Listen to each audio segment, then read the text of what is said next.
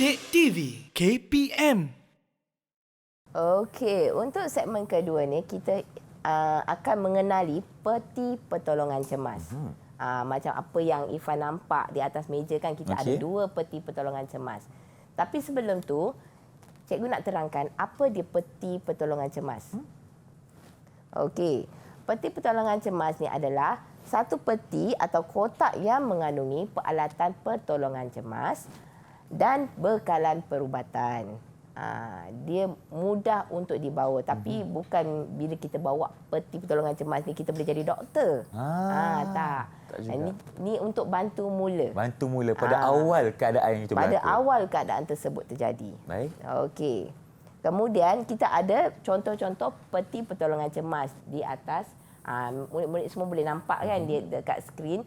Ya, kita ada banyak jenis peti pertolongan cemas. Di atas meja dengan Ifan pun ada 2 jenis peti pertolongan cemas. So di sini cikgu nak bertanya kepada murid-murid lah. Adik Iman, apa perbezaan antara kotak yang pertama dengan kotak yang kedua? Silakan Adik Iman. Digunakan berlainan situasi. Oh, berlainan situasi. Bagus Adik Iman. Jadi setiap kotak yang ada tu mengikut saiz. Dia digunakan mengikut situasi. Situasi macam mana tu cikgu? Ada yang kalau kita pergi biasa dekat sekolah, kalau time-time sukan. Betul, macam hari sukan sekolah kan? Ya, jadi peralatan di dalam peti-peti pertolongan cemas ni pun berbeza. Mana yang kecil dengan yang besar. Yang besar tu lebih banyak barangnya. And then yang kecil pula peralatan di dalam dia adalah lebih sedikit. Yang kita panggil yang asas saja. Okey, kalau yang besar ni maknanya banyak lagi lah kita punya bahan dan juga perubatan dalam ni. Bahan kandungan di dalam. Baik, silakan cikgu. Okey. Jadi hari ini kita nak belajar apa dia isi kandungan di dalam peti-peti dalam peti kecemasan. Okey, yang pertama kita ada plaster. Jadi bila kita ada plaster ni kegunaan dia adalah untuk menutup dan menampal luka kecil. Ini yang kedua, kita ada larutan antiseptik. Larutan antiseptik ni kita gunakan untuk membasuh luka dan membunuh kuman. Macam situasi tadi tu. Kita nak membasuh luka tu kita gunakan cecair antiseptik. Okey. Kemudian yang ketiga, kapas. Takkan kita bila kita nak gunakan cecair antiseptik, takkan kita nak selamkan tangan tu kat dalam tu kan. Jadi seharusnya kita gunakan kapas dan kita letak di tangan. Baik. Kemudian kita ada kain kasar. Kain kasar ataupun gauze. Ini melapik luka ataupun mengawal bengkak. Macam tadi kalau lukanya tu dah merah, jadi kita kena lapik dengan gauze. Okey. Dan yang terakhir adalah kain anduh. Kain anduh ni adalah digunakan untuk mengampu dan mengawal pergerakan anggota badan yang tercedera. Andai kata kalau tangan kita tercedera, kita gunakan kain anduh tu untuk ampu. Supaya dia tak lebih cedera. Maksudnya di dalam keadaan yang statik sahajalah, tak bergerak-gerak. Betul. Kalau bergerak sakit lah cikgu kan? Dia akan menjadi lebih parah. Okey. Baik. Okey. Di sini cikgu ada satu kuis. Kuis ni kita minta mana-mana murid yang ada di skrin ni untuk menjawab. Murid-murid di rumah pun boleh juga bantu untuk menjawab seandainya tahu jawapan. Okey, untuk kuis teka siapa saya. Okey, yang pertama, tubuhku kecil, nipis dan ringan. Bila luka kecil, barulah aku digunakan. Siapakah aku? Siapakah dia si kecil ini? Siapa nak jawab? Adik-adik cuba tulis di atas papan mini whiteboard adik-adik. Kita tengok. Dah tulis? Betul tak jawapan mereka? Dah tulis? Okey, adik-adik angkat jawapan adik-adik semua.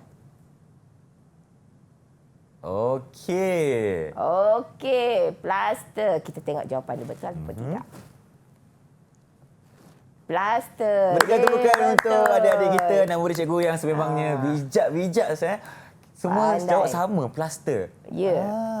Memang plaster ini digunakan untuk kita kita membalut luka-luka yang kecil, cikgu ya. Betul. Okey. Soalan yang kedua.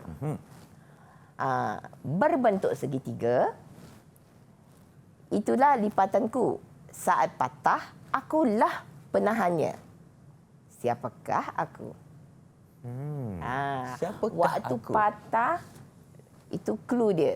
Kemudian dia penahannya. Penahan. Itu clue dia. Baik. Okey, kita tunggu adik-adik semua dah siap jawab. Dah siap jawab belum? Rakan-rakan di rumah juga boleh cuba untuk menjawab. Tolong rakan-rakan kita yang berada di Google Meet sekarang ini, bagaimana ataupun apakah ia sebenarnya? Okey. Dah ada jawapan belum? Oh, dah siap ni. Adik-adik angkat. Murid-murid semua angkat jawapan. Silakan keempat-empatnya untuk menunjukkan jawapan. Kain ando. Kain ando, kain ando, kain ando, kain ando. Okey, tak apa. Tengok jawapan Betul dulu. tak? Kita tengok dulu.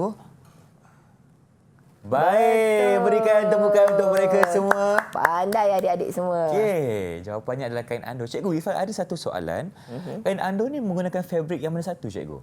Dia menggunakan fabrik lebih kurang macam kain kasar. Kain kasar. Kalau kita contohlah tak ada kain andoh kan, kita macam ada kain lain seperti kain pelikat ataupun kain batik, bolehkah kita gunakan untuk? Tak ada masalah. Tak ada masalah. Sebab fungsi kain andoh ni adalah untuk menahan. Saat t-shirt pun boleh digunakan. T-shirt pun boleh digunakan. Betul. Okey.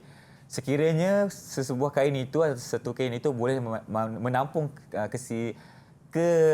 kita punya kesederaan, kita boleh gunakan sebagai satu Sebagai alat. objek untuk menahan. Okey, baik. Teruskan dengan soalan yang ketiga, cikgu, silakan. Okey. Luka berdarah aku disapukan. Membunuh kuman, itulah tugasku. Siapakah aku? Siapakah ia? Membunuh kuman. Membunuh kuman ya? Ya, membunuh kuman. Bukan dia pembasmi kuman ke, cikgu? Membunuh kuman, membasmi kuman, sama. Okey, baik. Kita tengok dulu jawapan rakan-rakan kita yang berada di Google Meet sekarang ini. Okey, kalau dah bersedia, sila tunjukkan jawapan anda semua.